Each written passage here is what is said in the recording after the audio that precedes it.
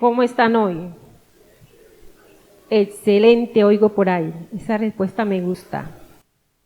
Vamos a buscar en el libro de Mateo, capítulo 12. Leemos desde el versículo 25 al 29. Dice, sabiendo Jesús los pensamientos de ellos, les dijo, todo reino dividido contra sí mismo es asolado, y toda ciudad o casa dividida contra sí misma no permanecerá. Y si Satanás echa fuera a Satanás, contra sí mismo está dividido. ¿Cómo pues permanecerá su reino? Y si yo echo fuera a los demonios por Belcebú, ¿por quién los echan vuestros hijos? Por tanto, ellos serán vuestros jueces. Pero si yo por el Espíritu de Dios echo fuera demonios, ciertamente ha llegado a vosotros el reino de Dios.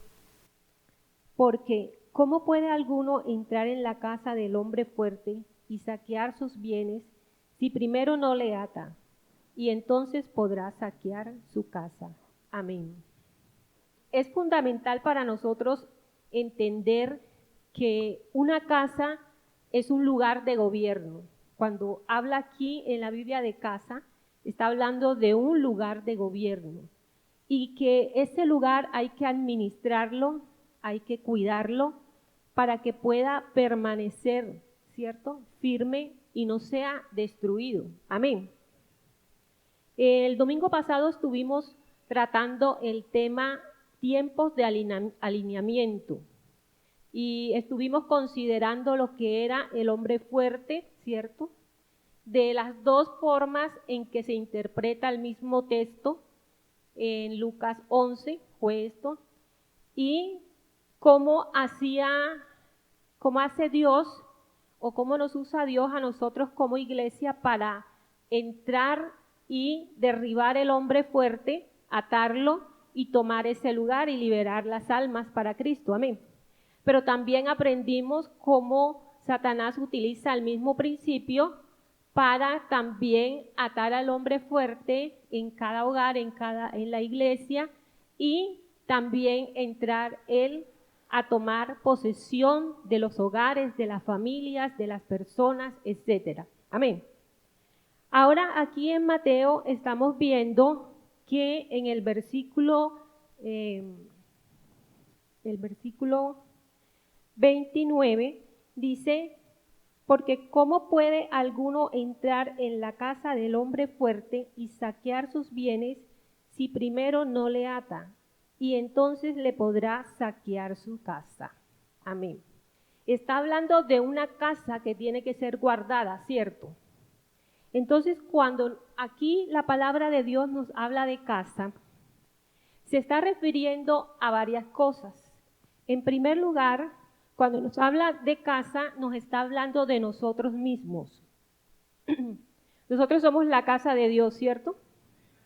Entonces, cuando nos habla de casa, se refiere a nosotros. También, cuando nos habla de casa, se refiere a nuestra familia. Esa también es nuestra casa, nuestro hogar, nuestra familia.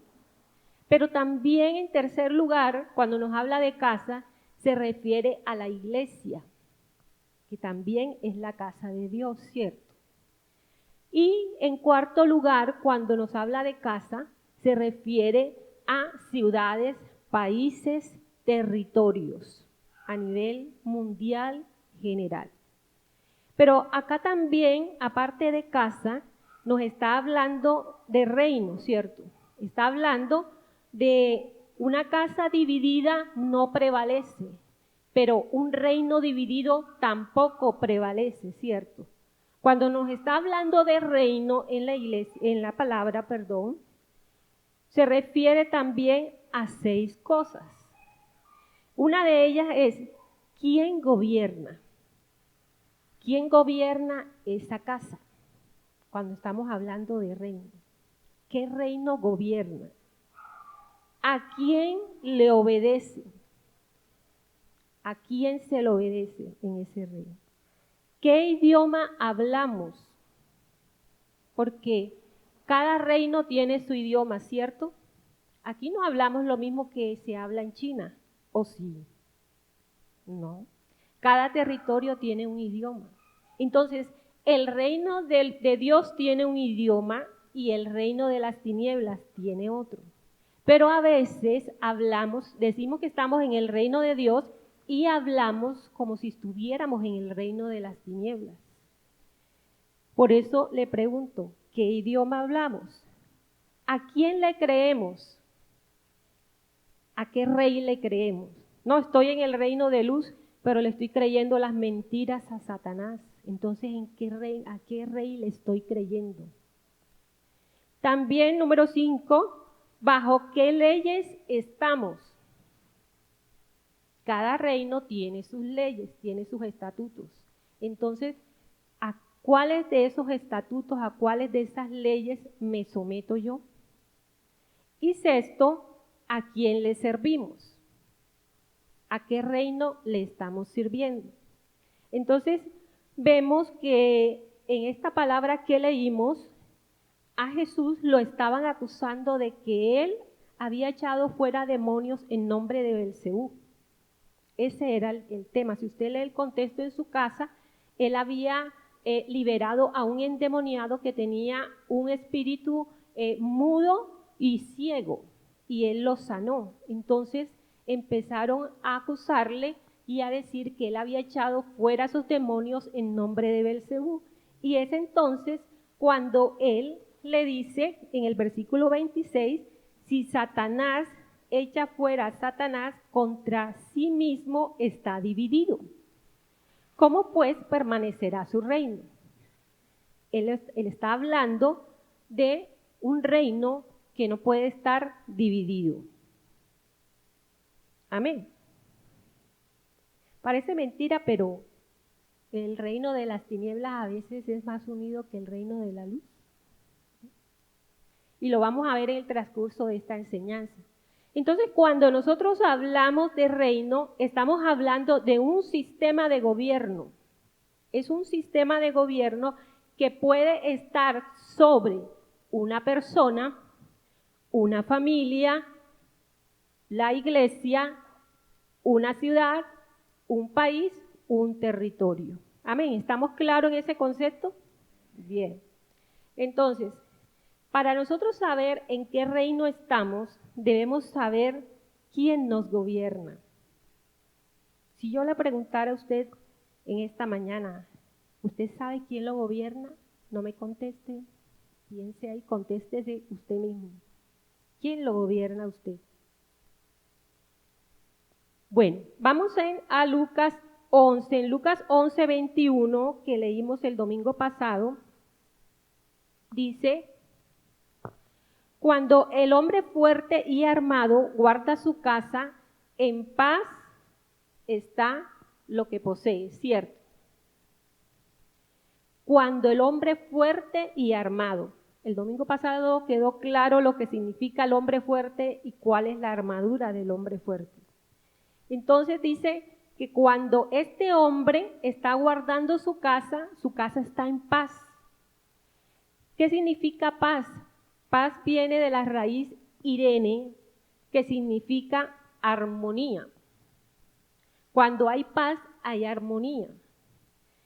También significa seguridad. Cuando hay paz, hay seguridad. ¿Cierto que sí? Hay estabilidad. La paz trae estabilidad. Estabilidad física, emocional, financiera, económica, estabilidad en todas las áreas. También significa confianza. Cuando usted está confiado del que está a su lado, está en paz, ¿cierto? Y también significa prosperidad. Entonces vemos todo lo que encierra esta palabra paz: armonía, seguridad, estabilidad, confianza y prosperidad. Entonces, cuando el hombre fuerte y armado guarda su casa está en armonía, en seguridad, en estabilidad, en confianza y en prosperidad. Es una casa próspera. Amén. ¡Qué bendición! Por eso hoy vamos a tratar el tema, el principio de la unidad.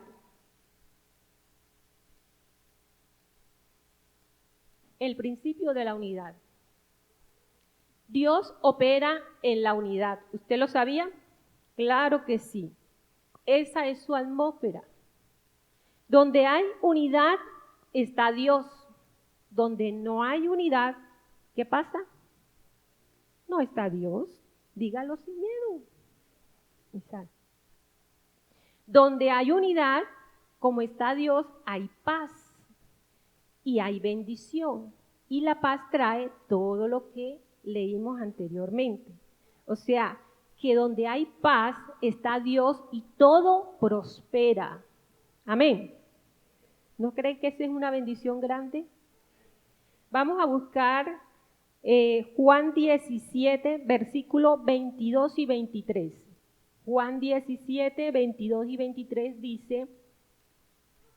dice Jesús, la gloria que me diste yo les he dado, para que sean uno, así como nosotros somos uno, yo en ellos y tú en mí, para que sean perfectos en unidad, para que el mundo conozca que tú me enviaste y que los has amado a ellos como también a mí me has amado. Amén. ¿Qué nos está diciendo aquí Jesús? Nos está diciendo que la gloria que Dios le dio a Jesús también nos las ha dado a nosotros. ¿Para qué nos dio esa gloria? Para que seamos uno. Amén. Para que aprendamos a vivir en unidad. Para que seamos uno, así como Él y el Padre eran uno cuando Jesús estaba aquí en la tierra y siguen siendo uno. Dice, yo en ellos, o sea, Dios ¿en dónde? En nosotros, ¿cierto? Dios en nosotros y tú en mí, o sea, el Padre en Jesús, para que sean perfectos en unidad. Qué hermoso, ¿cierto? Ese es el deseo de Dios, ese es el diseño de Dios, esa es la voluntad de Dios. Él quiere que nosotros seamos uno, que aprendamos a vivir bajo el principio de la unidad para que podamos vivir en paz. Gloria a Dios. Entonces, como bien sabemos que el diablo utiliza todos los principios de Dios, los voltea y los vuelve en contra de nosotros, los usa en contra de nosotros, este también lo utiliza de esa manera. Entonces él sabe que la forma de nosotros vencerlo a él es estando unidos. Entonces él, ¿qué hace para que no lo venzamos a él, sino para vencernos él a nosotros? Nos divide, ya. Entonces él utiliza la división como una herramienta para destruir el diseño de Dios y para que no cumplamos este propósito. Entonces, el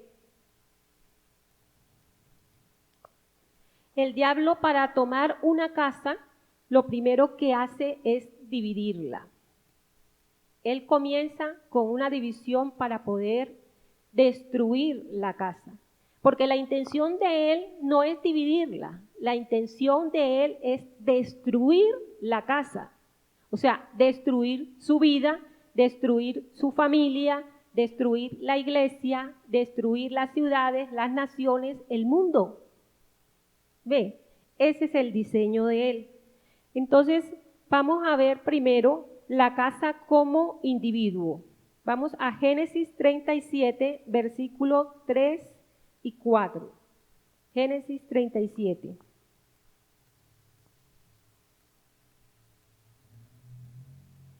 Dice, y amaba Israel a José más que a todos sus hijos, porque lo había tenido en su vejez y le hizo una túnica de diversos colores. Y viendo sus hermanos que su padre le amaba más que a todos sus hermanos, le aborrecían y no podían hablarle pacíficamente. Aquí cuando habla de Israel está hablando de Jacob. Ya.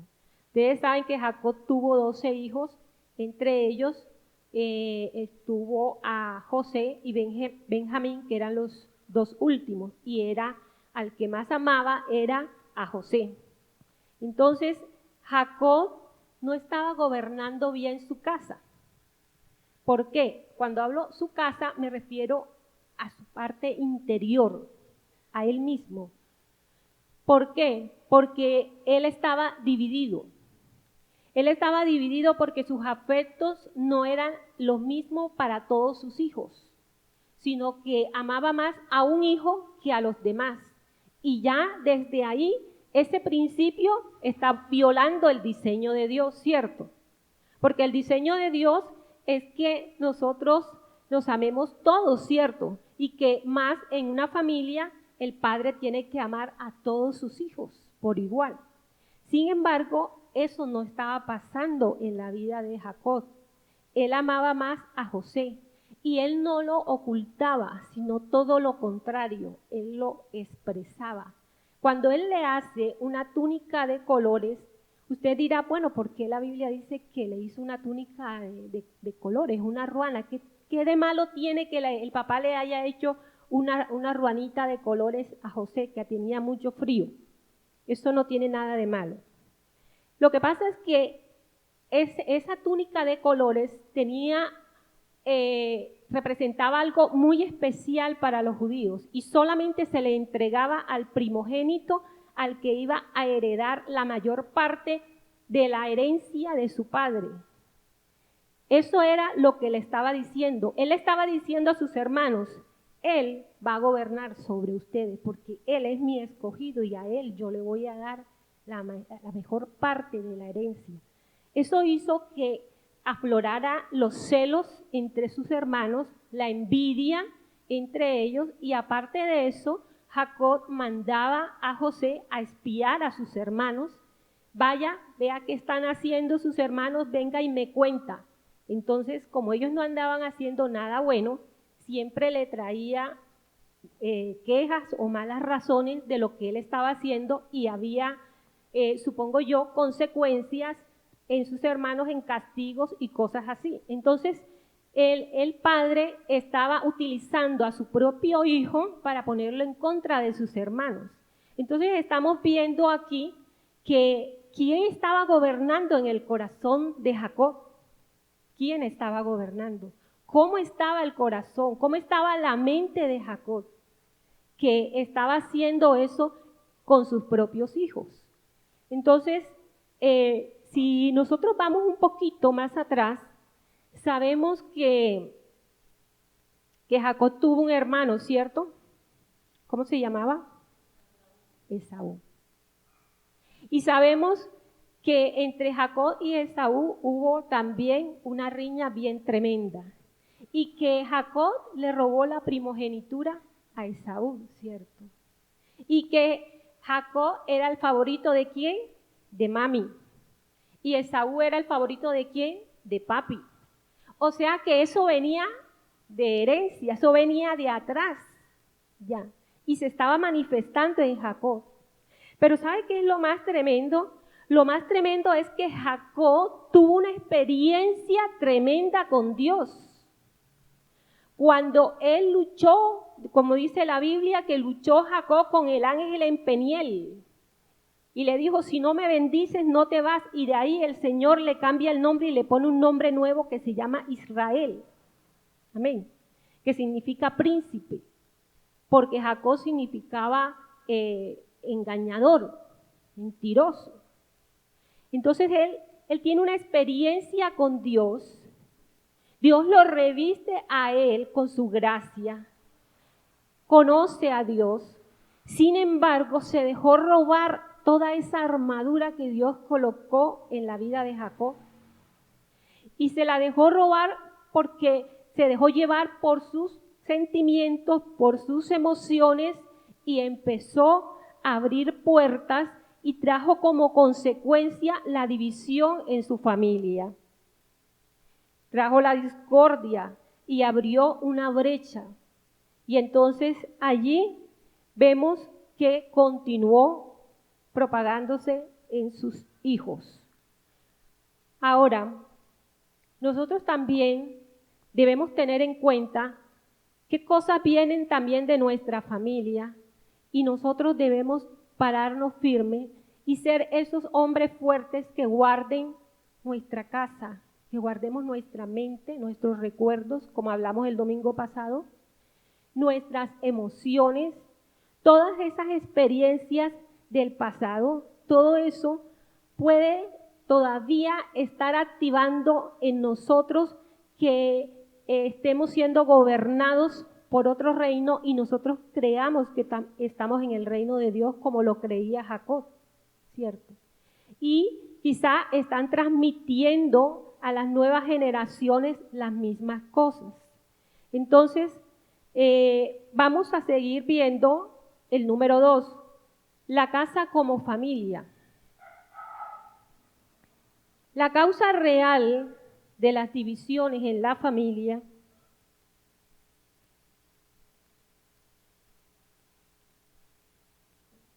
es que una parte de la familia no quiere seguir a Dios o que ha dejado de seguir a Dios. Entonces hay conflictos familiares porque no hay unidad, ¿cierto? Y esto fue lo que sucedió en la familia de Jacob. Los hijos de Jacob tuvo 12 hijos, pero no los 12 hijos seguían a Dios. Y vemos que los hermanos de José, ellos se unieron. ¿Para qué? Para destruir a su propio hermano, ¿cierto? Lo querían matar, solo que uno de ellos impidió que lo mataran, pero lo vendieron. Entonces, esa parte de la familia, de sus hijos, no conocía a Dios. Si Jacob se hubiera puesto a enseñarle la palabra a todos sus hijos y a estar pendiente de lo que estaba pasando entre sus hermanos y hubiera tomado las riendas como hombre fuerte en su hogar y hubiera atado ese espíritu de división y los hubiera reunido y hubiera solucionado ese problema, tal vez eso no hubiera pasado. Pero él no lo hizo. Entonces, ¿qué nos enseña eso también a nosotros? Que no, cuando vayamos a evangelizar, no nos enfoquemos en una persona, que nos enfoquemos en la familia completa, porque necesitamos familias completas para Cristo, no individuos solamente, porque ese es el problema, siempre van a tener esa lucha. Entonces, debemos enfocarnos en toda la familia. Entonces vemos que esos hijos de Jacob no lo seguían y por eso entró allí la división a ese hogar y fue dividido ese hogar y fue destruido ese hogar. Porque una casa dividida o una familia dividida no prevalece y no prevaleció la familia de Jacob. Entonces, Dios nos dice en esta mañana que debemos guardar la unidad familiar. Amén. ¿Cuántos quieren guardar la unidad familiar? Amén. Entonces, si en las familias no se abordan las divisiones, no se pueden arreglar las relaciones. Repito, si en las familias no se abordan las divisiones, no se pueden arreglar las relaciones.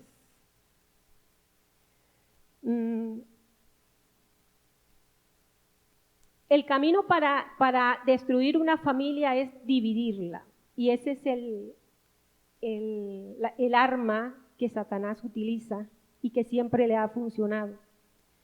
Nosotros vemos familias que aparentemente están unidas, pero cuando uno va al fondo se da cuenta que están divididas, aunque vivan bajo el mismo techo, aunque coman en la misma mesa, aunque duerman en la misma cama, pero están divididos. Hay familias que están divididas en las finanzas, hay familias que están divididas en la forma como crían los hijos, no se pueden poner de acuerdo. Hay familias que están divididas en conflictos, en el tiempo, cómo manejan el tiempo y en muchas cosas más. Y todo esto hace que hayan conflictos, pleitos, divisiones entre las familias. ¿Y qué pasa? Sí, se piden perdón.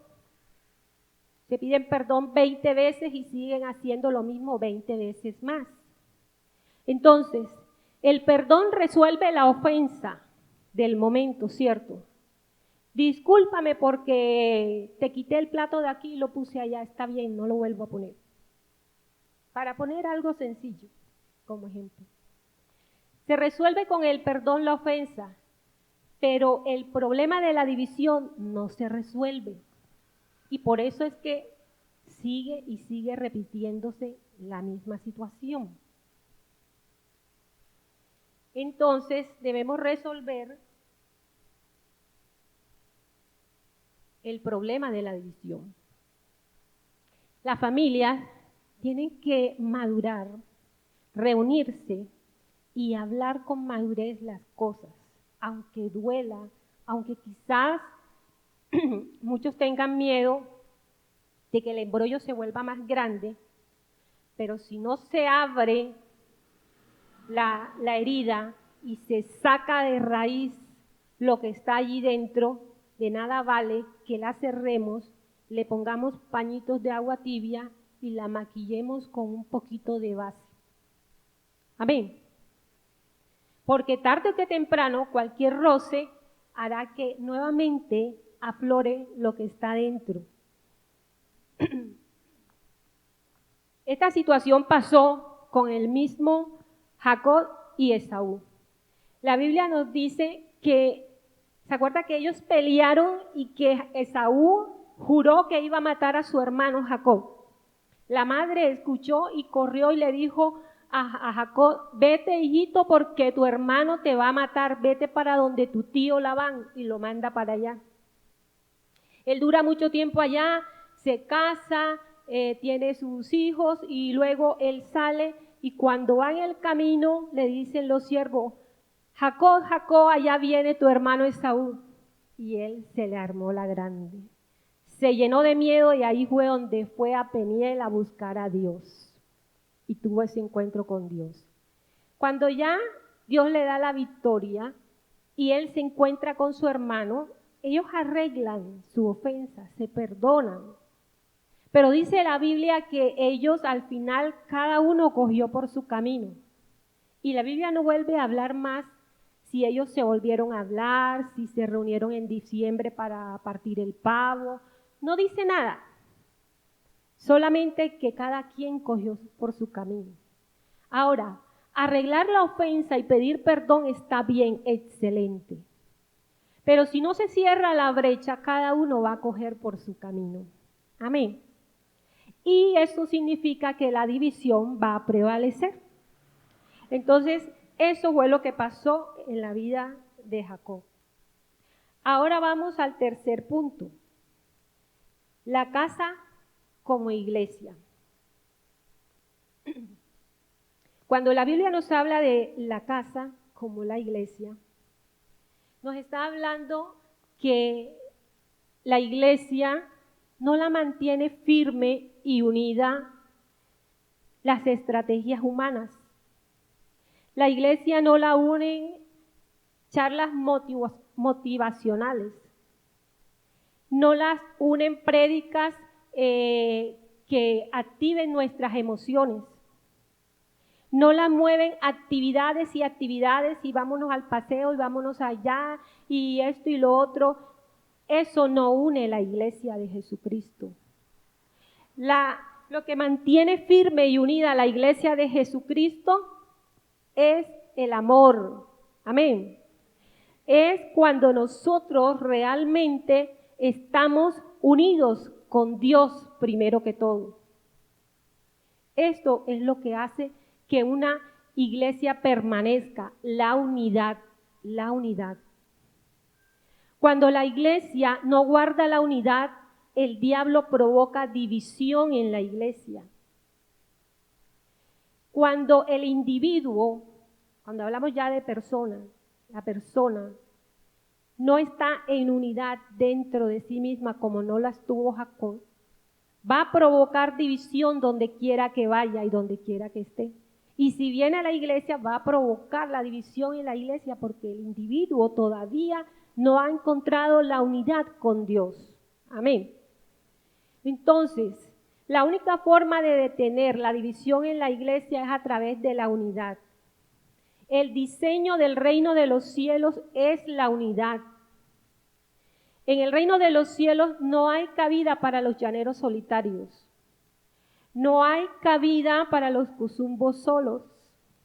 No hay cabida para los independientes. Ahí no caben ellos. Por eso Dios nos llamó a ser un cuerpo. Amén. Y difícil que es, pero tenemos que hacerlo. Amén. Entonces, ese es el diseño de Dios, la unidad. Y cuando nosotros nos salimos del diseño de Dios, entramos en muerte. Porque todo lo que sale del diseño de Dios entra en muerte. Todo lo que entra en el diseño de Dios cobra vida. Ese es el propósito de Dios. Vamos al libro de Amós, capítulo 3, versículo 3. Amós 3:3 dice: ¿andarán dos juntos si no estuvieren de acuerdo? Esa es una pregunta muy interesante. ¿Andarán dos juntos si no estuvieren de acuerdo? ¿Usted qué cree? ¿Sí o no? En ninguna manera. Pero también Mateo 18:19 nos dice algo bien importante. Mateo 18:19 dice: otra vez os digo que si dos se pusieren de acuerdo en la tierra acerca de cualquier cosa que pidieren, les será hecho por mi Padre que está en los cielos. Tremenda promesa, ¿cierto? ¿Por qué? Porque hay poder en el acuerdo. Hay poder en el acuerdo. Hay poder en la unidad. La unidad desata el poder de Dios. Ahora, cuando aquí está diciendo que si dos se ponen de acuerdo, Dios les va a dar lo que pidan, significa que todo lo que yo me ponga de acuerdo para hacer con otra persona, Dios lo tiene que conceder, porque Él dijo aquí que si dos se ponen de acuerdo, Él todo lo concede. ¿Será eso lo que quiere decir? No. Él está diciendo, si dos se ponen de acuerdo con Dios, ahí está la clave. Si dos se ponen de acuerdo con Dios en algo, Dios lo hace. Amén. Porque si están dos personas de acuerdo, ahí está Dios. Pero si esas dos personas están de acuerdo con lo que Dios está pidiendo, Dios no se demora en hacerlo, porque estamos presentándonos como iglesia, porque nos estamos presentando delante de Dios bajo el diseño de la unidad. Amén. Porque es muy fácil orar nosotros solo por todo lo que nosotros queremos. Amén. Pero no es tan fácil convencer a otro que sienta lo mismo que yo siento y que oremos juntos por eso, que de verdad los dos estemos unidos. Porque este de acuerdo no es decir, bueno, ¿y en qué, para qué oramos? Oremos por las naciones, listo. ¿Y tú por qué oramos? Oremos por mi abuelita, listo, bueno, oremos. Ese no es el acuerdo que está hablando aquí. Aquí está hablando de un acuerdo que nace de una unidad de corazón, de alma, de espíritu. Que yo le digo a mi hermano, ayúdame a orar porque estoy pasando por esta situación difícil. Y ese hermano me dice, listo, no solo voy a orar, voy a ayunar por ti.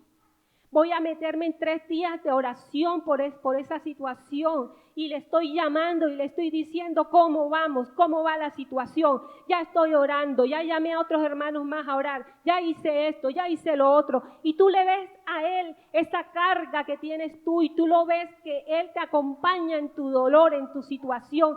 Eso es orar de acuerdo. Amén. Gloria a Dios por eso. Gloria a Dios por los que los han entendido, amén. Esta iglesia está aprendiendo esto. Cuando se enfermó el hermano Darío, el Señor nos llamó a orar y a ponernos de acuerdo. Y Dios, no pasaron 2 días cuando Dios lo levantó, amén.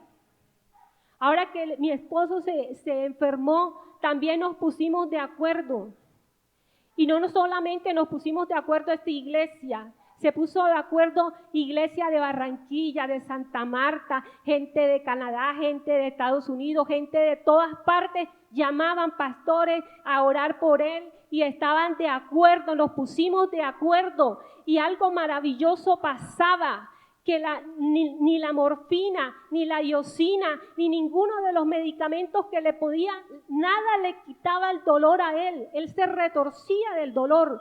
Cuando clamábamos y cuando le ponía las manos, inmediatamente el dolor se quitaba, hermano. Amén. Y él dejó de tomar esos medicamentos y no volvió a tener más ese dolor. No porque yo le ponía la mano y oraba, no. Yo era el canal, pero detrás de mí había un montón de gente que estábamos en el mismo espíritu, amén. Y Dios dice en su palabra que si nos ponemos de acuerdo en algo y nos ponemos de acuerdo con Él, Él lo hace, amén. Y eso es lo que tenemos que aprender. ¿Por qué no vemos más su gloria, hermanos, en la iglesia? ¿Por qué no la vemos más en nuestra familia? ¿Por qué no la vemos más en las naciones? Porque aún la iglesia le falta vivir en unidad. Amén. Diga amén. Diga sí, así es, yo lo reconozco. Amén. Tenemos que aprender a hablar verdad siempre. Así nos caiga lo que nos caiga y nos quieran hacer lo que nos quieran hacer, hable verdad. Entonces, eso tenemos que aprender nosotros, la unidad. La verdadera unidad, la unidad que viene del diseño de Dios, el poder del acuerdo es algo maravilloso y José lo sabía. José lo había entendido, a él se le había revelado eso. De todos sus hermanos, él lo sabía, por eso Dios lo escogió para grandes cosas. Amén. Entonces, aunque el diablo dividió la familia de José y estos se pusieron de acuerdo para hacerle mal, José estaba de acuerdo con el poderoso. Él no tenía mal a nadie más. Él y Dios. ¿Usted se ha oído que por ahí dicen Dios y yo somos mayoría? Eso es real. Y él lo sabía y lo vivió. Entonces, José siempre estuvo de acuerdo con Dios y Dios siempre estuvo con José. José nunca permitió que todos los sufrimientos que él vivió a causa de sus hermanos, de las injusticias de Potifar y de su esposa, él nunca permitió que eso tallara en su mente y en su corazón. Él no le dio cabida a eso. Él pudo decir cuando estaba en esa cisterna, Dios, ¿dónde está lo que tú me mostraste en los sueños? Mira, ahora ni manto tengo porque me quitaron el manto que mi padre me hizo. Me metieron aquí. ¿Cómo es que yo estoy aquí, tu hijo, tirado aquí por mis propios hermanos? Y se pudo quejar, pero no lo hizo. Cuando se lo llevaron esclavo para Egipto y estaba sirviendo en la casa de Potifar, él tampoco se quejó. Ay, ahora me pusieron todo el trabajo a mí. No, Dios estaba con él y lo bendecía. Y Potifar se dio cuenta de que Dios estaba con ese varón. Amén. En medio de esa esclavitud, Dios estaba con él. Lo llevan a la cárcel injustamente y él no clamó, Dios, esta injusticia, Señor, yo te pido que envíes fuego sobre mis enemigos y los acabes a todos, porque yo soy tu hijo, Señor, yo soy el hijo del Rey de Reyes. No, él no hizo eso, él sirvió en ese lugar, amén. Él dio a conocer a Dios en esa cárcel. Él vendaba las heridas de los otros presos, él les hablaba, él los consolaba, él estaba allí dando fruto en medio de la cárcel, porque él tenía una comunión íntima, una unidad íntima con Dios que no le permitía a él quitarse su armadura para ir a pelear en su fuerza, sino que él conservó su armadura y él dijo, yo no voy a quitarme el escudo de la fe, porque yo seguiré creyendo que Dios me va a levantar y me va a poner a reinar, porque Él lo dijo y Él lo hará, no importa que esté en la cárcel. Amén. Eso hizo José. Él no dijo, voy a guardar mi corazón y no voy a odiar a mis hermanos, ni me voy a vengar de ellos. No, porque yo estoy unido a los planes y al propósito que Dios tiene conmigo y no me voy a desenfocar. Estoy alineado con Dios y voy a permanecer alineado con Dios. Y por eso Él pudo vencer todas las cosas que le pasaron a este hombre. Nada le pudo quitar su armadura, nada lo pudo desunir de Dios, nada. Y entonces Dios lo saca y lo levanta a este varón. Porque donde quiera que él iba, todos veían que Dios estaba con él. Él conocía ese principio de la unidad. Vamos a Génesis 45:7. Dice, y Dios me envió delante de vosotros para preservaros posteridad sobre la tierra y para daros vida por medio de gran liberación. Tremendo. Él tenía claro que todo lo que él tenía, todas las riquezas que Dios le había dado y el lugar de autoridad que le había dado en ese reino, había sido dado por Dios y le pertenecía a Dios, no a él. En ningún momento José se apropió de lo que Dios le dio. ¡Qué grande! Y él pudo expresarlo en este versículo y tener bien claro que Dios lo había mandado delante para preparar todo para poder salvar su casa. Amén. Porque cada vez que yo busco andar en unidad, las puertas al diablo se le cierran y las puertas de Dios se abren para mí. Amén. Y eso le pasó a él. Como él andaba en unidad con Dios y unidad en su corazón, no tenía resentimientos ni amargura ni nada de estas cosas, la paz y la prosperidad seguían a José donde quiera que él estaba. ¿Por qué? Porque Dios no se puede unir a alguien que no tiene su forma. Dios no se puede unir a alguien que no tiene su forma. Si yo necesito un guante, yo no me puedo poner un guante que no tenga la forma de mi mano. ¿Cierto que no? ¿Usted ha intentado ponerse una talla S siendo que usted es una talla L? No. Tiene que tener la forma y la talla para que pueda entrar. Si Dios no ve su forma en nosotros, Él no va a estar en nosotros. Él no va a estar. Y Él pudo ver su forma en la vida de José. ¿Cuál es su forma? La unidad. Cuando yo ando en unidad, yo tengo la forma de Dios, tengo la imagen de Dios, tengo la semejanza de Dios. Cuando no ando en unidad, pierdo esa forma, pierdo esa imagen, pierdo esa semejanza de Dios. Vamos a Hechos 4:32. Dice, y la multitud de los que habían creído eran de un corazón y un alma, y ninguno decía ser suyo propio nada de lo que poseía, sino que tenían todas las cosas en común. Aquí el apóstol Pablo está hablando que todos los que se convertían, todos los que habían creído en Jesús, eran de un corazón y de un alma. O sea que estaban unidos. Y nosotros, si leemos en la iglesia primitiva, estaba unida de verdad, como decimos en la costa, de verdad, verdad. Estaban unidos. Y todo esto, ¿por qué lo hacían ellos? ¿Porque ellos eran buenos? No. Porque ellos habían sido llenos del Espíritu Santo. Eso marcó la diferencia en esta iglesia. Eso hizo que ellos no tuvieran nada para ellos mismos, sino que todo lo tuvieran en común, porque esa es la verdadera unidad. Porque donde está el Espíritu Santo no hay egoísmo. Amén. Y donde hay egoísmo, no oigo. Dígamelo al revés, donde hay egoísmo, ¿qué hay?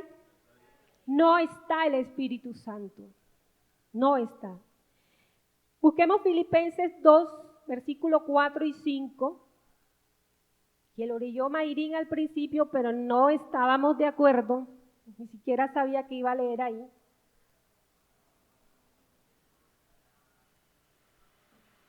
Dice, no mirando cada uno por lo suyo propio, sino cada cual también por lo de otros.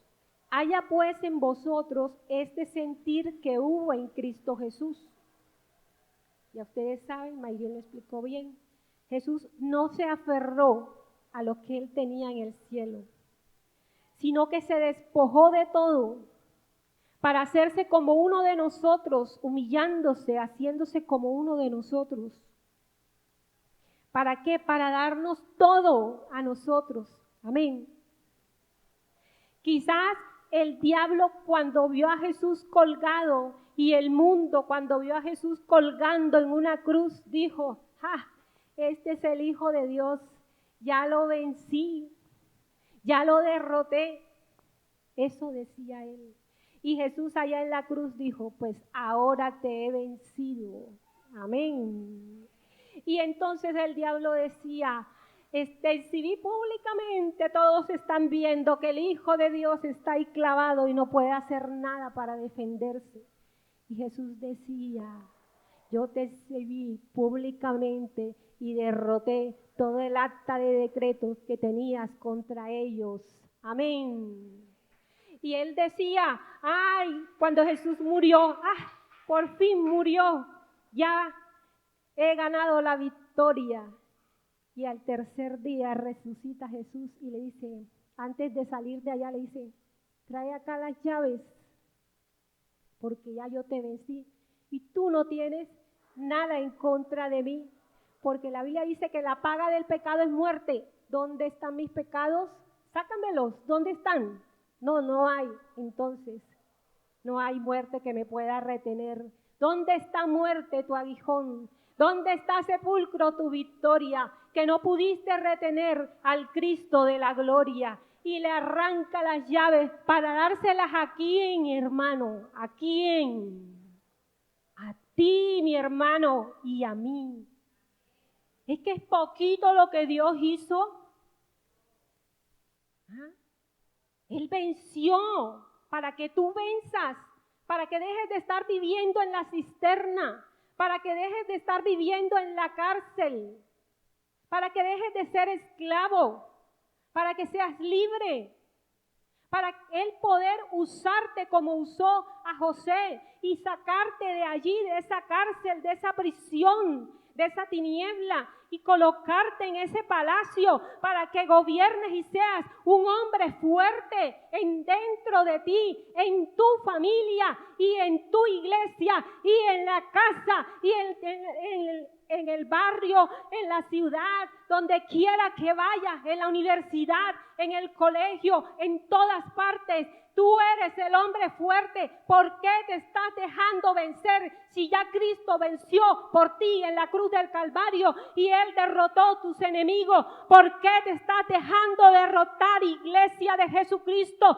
¿Hasta cuándo vas a estar en esa cisterna? ¿Hasta cuándo vas a estar allí metido en esa cárcel, en esa prisión? doliéndote, llorando por lo que pasó hace tiempo, porque estás mirando tu pasado. Levanta tu cabeza, iglesia, levanta tu cabeza y levántate y toma la armadura que Dios te ha entregado. Tú no eres débil, tú eres fuerte en Cristo Jesús. Tú no eres un pobre, tú eres rico en Cristo Jesús. Aleluya, Él ha vencido por ti. Y Rabasama Hayakia en Divikei, hoy se vive. ¿Por qué permites que Satanás divida tu casa? ¿Por qué permites que Satanás divida tu matrimonio? ¿Por qué permites que Satanás divida tus hijos? ¿Por qué permites que Satanás divida tu alma? Que no te entiendes ni a ti mismo, porque hay inestabilidad en ti, porque aún no sabes si eres salvo o no, si eres hijo o no. El Señor te dice: levántate, pueblo, levántate, porque yo necesito que tomes las armas, yo necesito que te pares firme, porque es el tiempo final y es la iglesia que yo voy a levantar en los últimos tiempos. Quiero llenarla de poder y de autoridad. Quiero que se pongan de acuerdo conmigo, porque hay mucho por hacer, y deja de estar distraído y alíñate conmigo, te dice el Señor en esta mañana.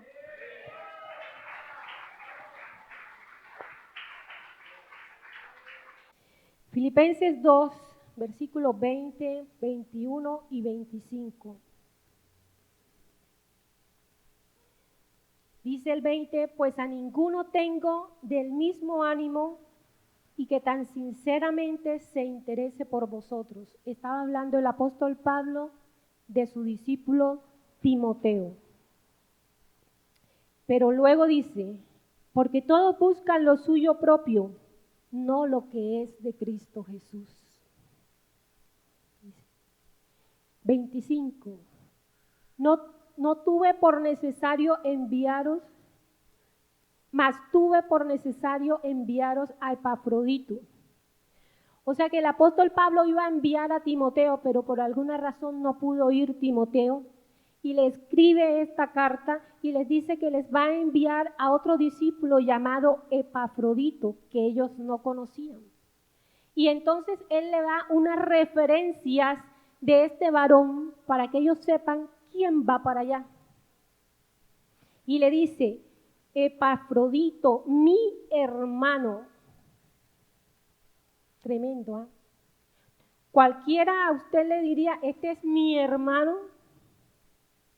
Dice: y colaborador, y compañero de milicia, vuestro mensajero, y ministrador de mis necesidades. Tremendo. Tremenda carta de presentación le dio Pablo a Epafrodito delante de esta iglesia. Le dijo: este es mi hermano con el que yo cuento siempre, el que colabora conmigo en todo lo que tenga que hacer, no importa, él está ahí. Es ese compañero de milicia que oramos, que ayunamos, que peleamos, que hacemos guerra, así salgamos como sea, pero nosotros vencemos porque es el compañero de milicia. Nunca estoy solo porque sé que siempre hay alguien que está conmigo peleando.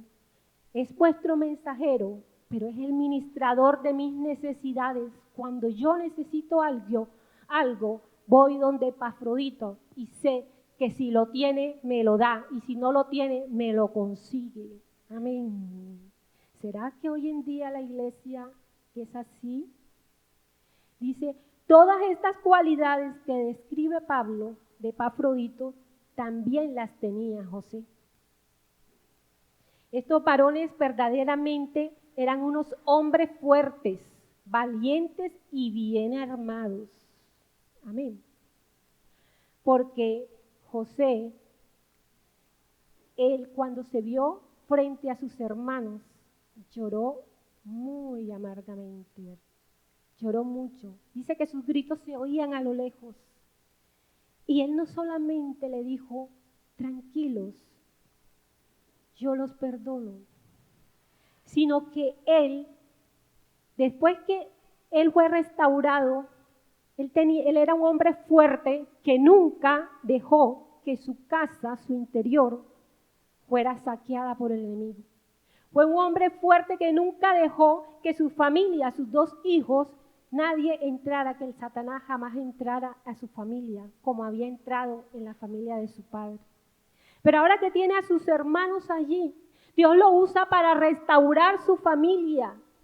A este hombre fuerte, José, que dijimos que era la casa es gobernar. Él gobernó sobre su padre, él gobernó sobre sus hermanos. Amén. Y los trajo desde allá y les dio alimento en una época donde había escasez, donde había hambre. Y entonces él no solo le dijo a los siervos, vayan y llévenle comida a mis hermanos y a mi padre, y allá les doy una tierra para que vivan allá y yo sigo acá en el palacio. No, él alistó mesa para él y comía con sus hermanos. Es la cercanía, eso es cerrar brecha. Eso es cerrar brecha. Él lo trajo, dijo, ya no vas a ser más mi hermano lejano, el que me traicionó, el que me vendió. No, Satanás, yo te voy a dar bien duro. Ahora ven que tú vas a ser mi hermano del alma, mi favorito. Ahora tú eres mi consentido. Ahora ustedes son mis consentidos. Mi papá y mi familia son mis consentidos. Traigan lo mejor para mi papá y para mis hermanos. La mejor casa, la mejor tierra, la mejor comida. Todo para ellos. Amén. Eso hizo José. Y no solamente hizo eso con su familia. Dios lo levantó en una tierra enemiga, Egipto, y lo puso a gobernar sobre un territorio del enemigo. Y no solo eso, alimentó ese hombre fuerte, no solamente era el hombre fuerte también de Egipto, sino que también era el hombre fuerte de todas las naciones de alrededor, porque todos venían delante de él. Ellos no iban donde el faraón, ellos iban, ¿dónde está José? Que necesito vender esto para que me venda unos sacos de harina, de comida. Él era el encargado. Él fue el que le dio alimento a todas esas naciones de alrededor. Quiere decir que el Dios de José fue conocido en todo ese territorio en esa época. Amén. Y eso es lo que Dios quiere en esta tierra, en este momento. Que el Dios de la iglesia de Jesucristo se levante en estos últimos tiempos para que dé a conocer su nombre en esta última generación, en estos tiempos finales que estamos viviendo de escasez, de hambre y de muchas cosas, de pestilencias y muchas cosas más que vendrán a la tierra. Porque no crea que el COVID era lo único, eso fue lo primero. Pero Dios necesita levantar esos José. Que se levanten esos José y digan, yo soy ese hombre fuerte y me voy a levantar para gobernar bien mi casa, mi familia, la iglesia donde me congrego y gobernar sobre ese territorio donde tú me pusiste. Amén. Puede ponerse de pie, hermano. Vamos a orar. Padre, en esta mañana de victoria, Señor, esta mañana de presencia tuya, esta mañana gloriosa porque tú estás aquí, Señor, porque tú nos has hablado, Dios, porque tú nos has tocado, porque nos has ministrado. Gracias, Señor, porque tú hoy has hecho algo poderoso en nuestras vidas, en nuestro interior. Si nuestra armadura había sido desgastada, si habíamos perdido piezas de nuestra armadura, Señor. Si quizás habíamos perdido el escudo de la fe y ya no creíamos en nada. Si quizás habíamos perdido el yelmo de la salvación debido a las acusaciones del enemigo, Señor, en nuestra mente. Señor, si habíamos perdido el cinto de la verdad, porque más es las mentiras que hablamos que las verdades. Señor, si habíamos perdido, Señor, la coraza de justicia, porque Creíamos que estábamos haciendo justicia cuando en verdad queríamos era venganza. Pero José no se vengó. Él nunca te pidió justicia, Señor, sino misericordia. Señor amado, levántanos, Dios. Ayúdanos a ser esos hombres fuertes que tú quieres. A gobernar, Señor, bajo tus estatutos, bajo tus palabras. A gobernar, Señor, a través de tu Espíritu Santo, Señor. No buscando lo nuestro, no buscando agradarnos los unos a los otros, sino buscando agradarte a ti, Dios, como lo hizo José. No quejándonos, Dios, por lo que nos ha pasado, no sintiéndonos como los más pobres y miserables, no sintiéndonos como las víctimas, Señor. Jesús no se sintió como la víctima cuando le hicieron todo allí en la cruz. Él se sintió como lo que Él era, el Rey de Reyes y el Señor de Señores, el victorioso.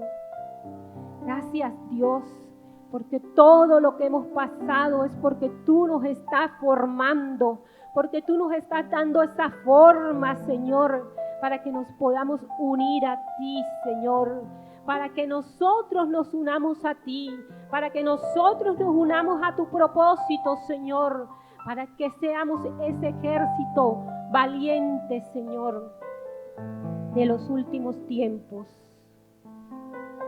Gracias te damos, Dios. En el nombre de Jesús. Amén. Y amén. Dios les bendiga.